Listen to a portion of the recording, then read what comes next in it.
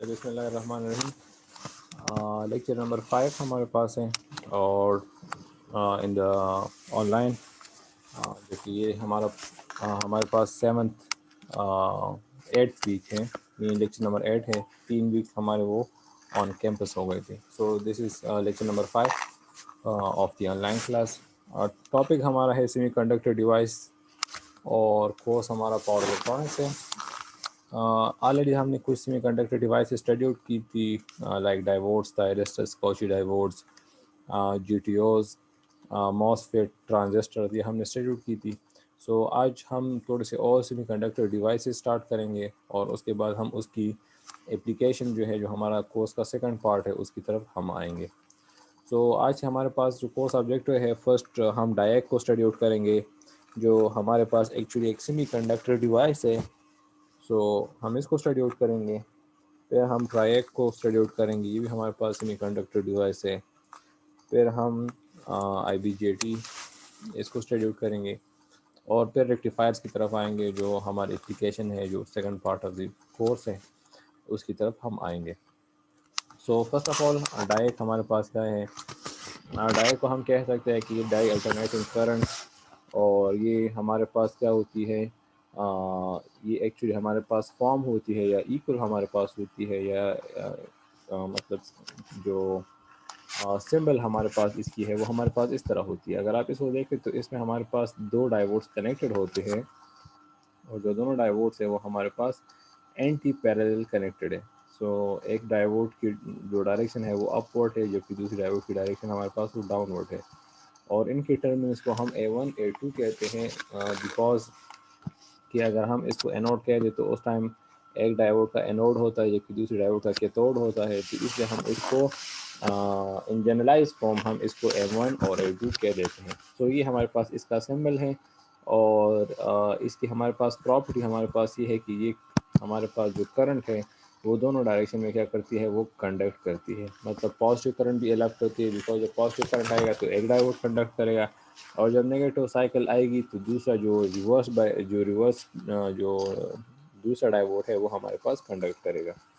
इसकी हमारे पास जो स्ट्रक्चर है वो हमारे पास इस तरह होती है कि हमारे पास P लेयर में N लेयर हमारे पास होती है, फिर N लेयर, फिर P में हमारे पास N लेयर होती है। तो जब हमारे पास A1 पॉजिटिव होगा और A2 नेगेटिव होगा तो उस वक्त हमारे पास जो करंट है वो हमारे पास PN और Pn से हमारे पास फ्लो करेगा। तो हमारे पास क्या हो जाएगा, करंट फ्लो हो जाएगी। और जब हमारे पास A1 नेगेटिव होगा और A2 पॉजिटिव होगा तो उस वक्त हमारे पास जो करंट है वो हमारे पास Pn एंड Pn से हमारे पास फ्लो करेगा। तो इस तरह ये हमारे पास करंट की डायरेक्शन होगी, और इस तरह हमारे पास वो इस तरह हमारे पास करंट की फ्लो करेगी। और ये हमारे पास इसमें 4 लेयर्स हमारे पास फॉर्म होते हैं, जो किसी टर्मिनल्स हमारे पास होते हैं। इसकी जो करेक्टरिस्टिक्स हमारे पास है वो हमारे पास वही होंगे जो हमारे पास डायोड के होंगे। तो डायोड करेक्टरिस्टिक हमारे पास ये थी कि इसको इनिशियली थोड़ी सी वोल्टेज रिक्वायर्ड होती है फॉरवर्ड बायसिंग के लिए, जिसको हम 0.7 थ्रेशोल्ड वोल्टेज कहते हैं। और बिफोर देट जब वो उसको मिल जाती है तो उसके बाद हमारे पास वो कंडक्शन स्टार्ट कर लेती है, और उसके बाद हमारे पास क्या हो जाती है, जितना हम करंट की फ्लो ज़्यादा होती जाएगी, जितना वोल्टेज ज़्यादा होता जाएगा उतना हमारे पास जो करंट की फ्लो है वो भी हमारे पास ज़्यादा होती जाएगी। So same is the case for that diode इसमें हमारे पास वही होता है कि हमारे पास जब पॉजिटिव साइकिल आएगा तो एक डायोड कंडक्ट करेगी, जब दूसरा नेगेटिव साइकिल आएगा तो दूसरा डायोड कंडक्ट करेगा। तो इट मीन इसके हमारे पास जो करेक्टरिस्टिक्स होंगे वो हमारे पास फॉरवर्ड बायस में भी आएंगे। मतलब वो तब आएंगे जब हमारे पास करंट भी पॉजिटिव होगा और वोल्टेज भी पॉजिटिव होगा। मेन फर्स्ट क्वाड्रेंट में हमारे पास आ जाएंगे, और इसकी करेक्टरिस्टिक हमारे पास थर्ड क्वाड्रेंट में आ जाएंगे, जहाँ पर करंट नेगेटिव होगी और जहाँ पर वोल्टेज भी नेगेटिव होगी। तो first quadrant mean positive cycle elect करेगा, वोल्टेज पॉजिटिव होती है, करंट भी पॉजिटिव होती है। और थर्ड क्वाड्रेंट मीन के वोल्टेज भी हमारे पास नेगेटिव होती है और करंट भी हमारे पास क्या होती है, वो भी हमारे पास नेगेटिव होती है। सो ये हमारे पास इस तरह से ऑपरेट करती है। फिर नेक्स्ट हमारे पास क्या है, नेक्स्ट हमारे पास ट्रायक है। ट्रायक को हम कह सकते हैं ट्राई अल्टरनेटिंग करंट। और इसमें हमारे पास क्या होता है, ये हमारे पास जो डायरेक्ट है वो हमारे पास अनकंट्रोल डिवाइस होती है, मतलब उसमें से जो करंट फ्लो करती है वो हम कंट्रोल नहीं कर सकते। ट्राइएक भी हमारे पास बाई डायरेक्शनल डिवाइस है, मीन इसमें पॉजिटिव वोल्ट करंट भी अलाउ कर सकती है और ये नेगेटिव करंट भी अलाउ करती है। But the main advantage is कि ये हमारे पास क्या है, ये हमारे पास कंट्रोल डिवाइस है। कंट्रोल डिवाइस इस तरह है कि एक्चुअली जो डायरेक्ट है वो हमारे पास डायोड से फॉर्म होती है जब दोनों को एंटी पैरेलल कनेक्ट करते हैं, जबकि ट्राइएक हमारे पास फॉर्म होती है थायरिस्टर से जब दोनों को हम एंटी पैरेलल कनेक्ट करते हैं। तो जब दो थायरिस्टर एंटी पैरेलल कनेक्ट हो जाते हैं और इनकी गेट्स को हम कॉमन कर लेते हैं तो तो उससे हमारे पास क्या हो जाते हैं, तो उससे हमारे पास फॉर्म हो जाती है ट्राइएक हमारे पास फॉर्म हो जाती है जब हम दो थायरिस्टर को एंटी पैरेलल कनेक्ट करते हैं और उनकी गेट्स को कॉमन कर लेते हैं। इससे हमें ये फ़ायदा हो जाता है कि जब पॉजिटिव साइकिल आएगा तो जिस टाइम पर इसको फायरिंग पल्स मिल जाती है उसी टाइम पर पॉजिटिव साइकिल कंडक्शन स्टार्ट कर लेती है, और जब नेगेटिव साइकिल आएगा तो जिस टाइम पर नेगेटिव साइकिल को पल्स मिल जाती है उसी टाइम पर क्या हो जाएगा, उसी टाइम पर हमारे पास वो भी कंडक्शन स्टार्ट कर लेगा। सो ये हमारे पास सिंबल है, इसमें हमारे पास दो तारे एंटी पैरेलल कनेक्ट होते हैं और इनकी गेट कॉमन होती है, और ये हमारे पास कैरेक्टरिस्टिक है। हमारे पास इसकी जो कैरेक्टरिस्टिक है वो हमारे पास वही तायरस्टर की तरह होंगे, लेकिन इसकी कैरेक्टरिस्टिक हमारे पास दो क्वाड्रेंट्स में होंगे। फर्स्ट क्वाड्रेंट में हमारे पास आएंगे और थर्ड क्वाड्रेंट में आएंगे। फर्स्ट क्वाड्रेंट में इसलिए आएंगे क्योंकि हमारे पास करंट भी पॉजिटिव होगा और वोल्टेज भी पॉजिटिव होगा, तो हमारे पास इसकी कैरेक्टरिस्टिक आएंगे। और थर्ड क्वाड्रेंट में हमारे पास जब वोल्टेज नेगेटिव हो जाएगा और करंट भी हमारे पास नेगेटिव हो जाती है तो उस वक्त हमारे पास इसकी जो कैरेक्टरिस्टिक है वो हमारे पास आ जाते हैं। सो ये हमारे पास है ट्राइएक।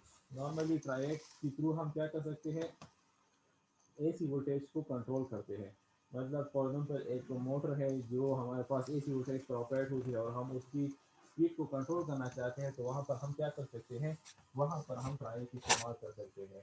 और ट्राइएक की गेट कंट्रोलिंग गेट को कंट्रोल करने के लिए हम क्या करते हैं, हम डायरेक्ट इस्तेमाल करते हैं। सो ये हमारे पास है सर वो शोर आ रहा है सर। हमारे पास ट्राइएक है।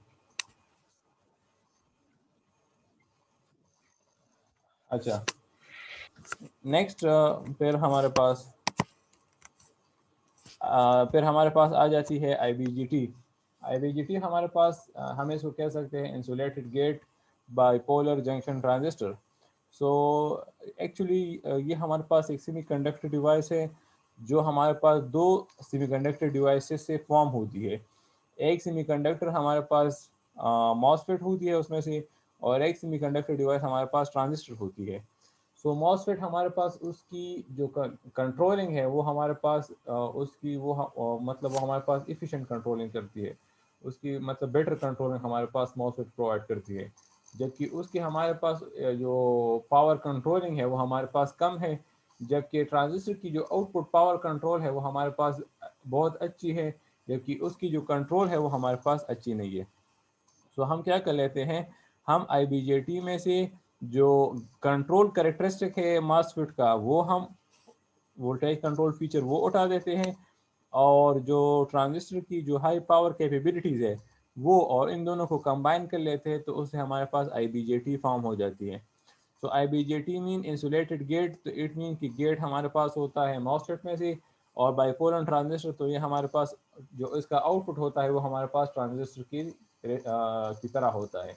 तो इसमें हमारे पास तीन टर्मिनल्स होते हैं, एक को हम कहते हैं एक को हम कहते हैं कलेक्टर एमिटर, और एक को हम कहते हैं gate. So gate is from the MOSFET and collector emitter is from the transistor. तो इसकी जो इनपुट करेक्टरिस्टिक कंट्रोल करेक्टरिस्टिक है वो मॉसफेट की तरह होते हैं, जबकि इसकी जो आउटपुट करेक्टरिस्टिक है वो हमारे पास ट्रांजिस्टर की तरह होते हैं। सो इससे हमारे पास क्या हो जाता है, इससे हमारे पास जो एक तो हमारे पास जो हाई पावर कैपेबिलिटीज़ है कि मतलब हाई पावर को ये विथस्टैंड कर सकती है, वो फीचर हमारे पास आ जाती है, जबकि दूसरे हमारे पास जो कंट्रोल है वो भी हमारे पास आ जाती है। सो इसका हमारे पास ये फ़ायदा हो जाता है। अच्छा, फिर हम रेक्टिफायर को स्टार्ट करते हैं। नॉर्मली रेक्टिफायर हम इस तरह डिफाइन करते हैं, अभी तक हमने ये सेमीकंडक्टर डिवाइसेस का जो पोर्शन था वो हमारे पास ख़त्म हो गया।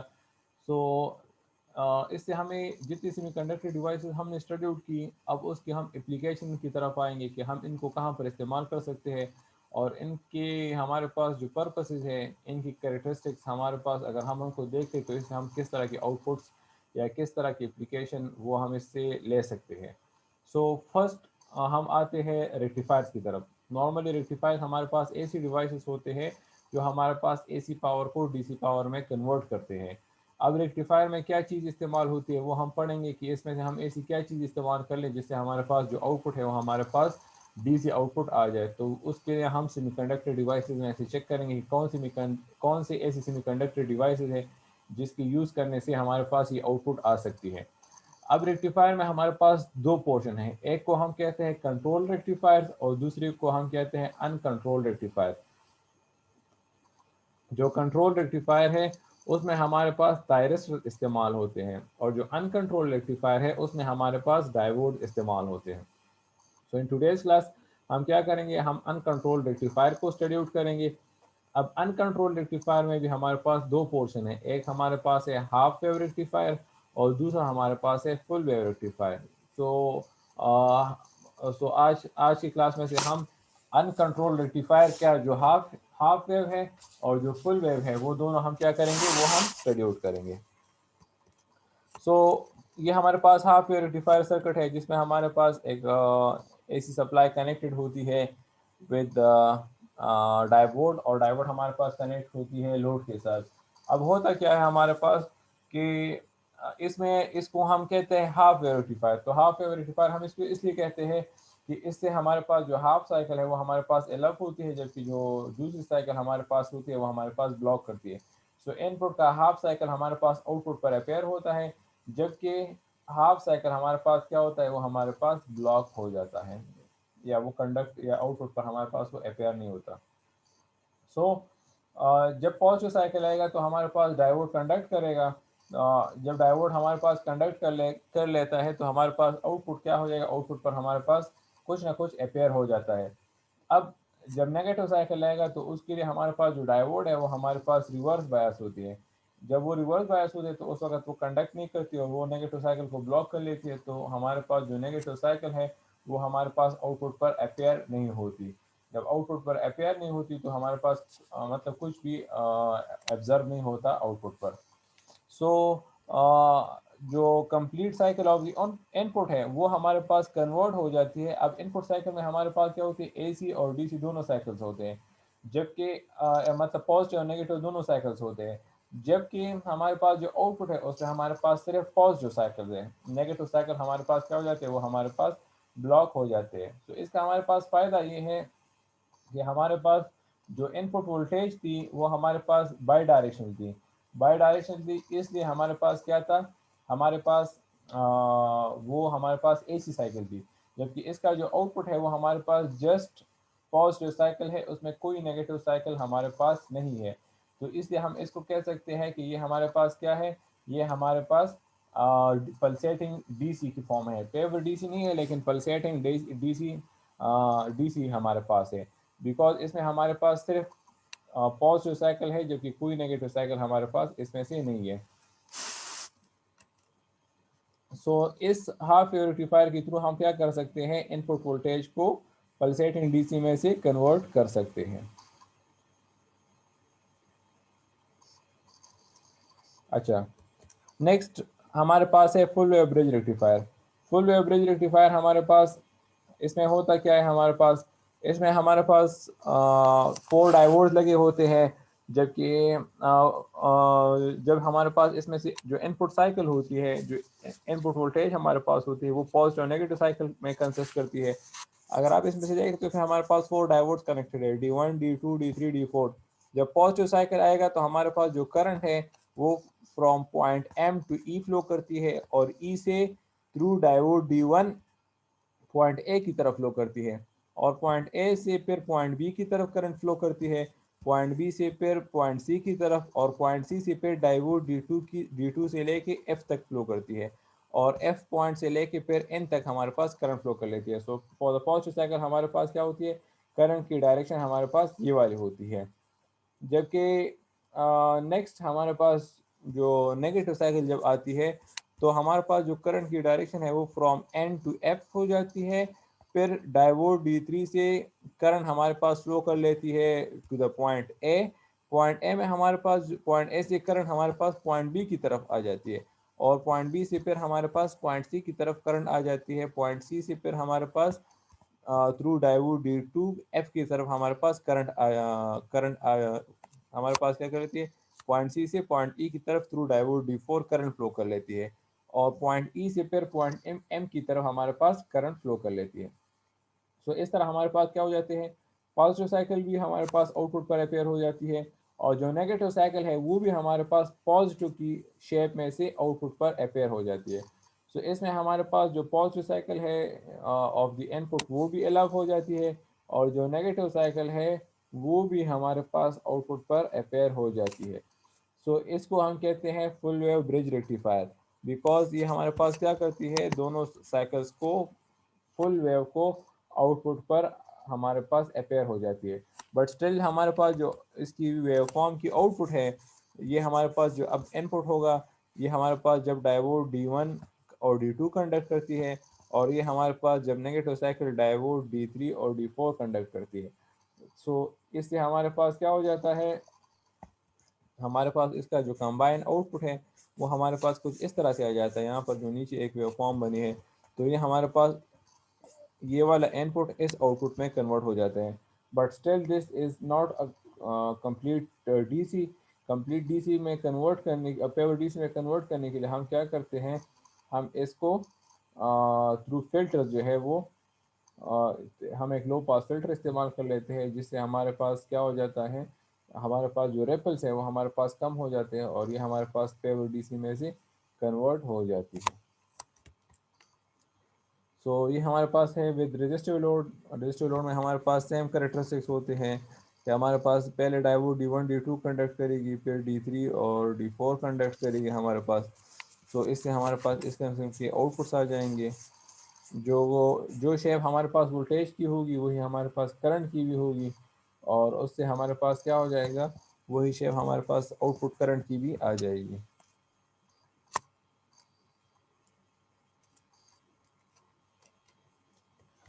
अच्छा, इस पर फिर एक एग्जांपल है हमारे पास कि एक ब्रिज रेक्टिफायर है जिसको इनपुट वोल्टेज 120 वोल्ट्स मिलती है, जबकि लोड रेजिस्टर हमारे पास 10.8 ओम्स है।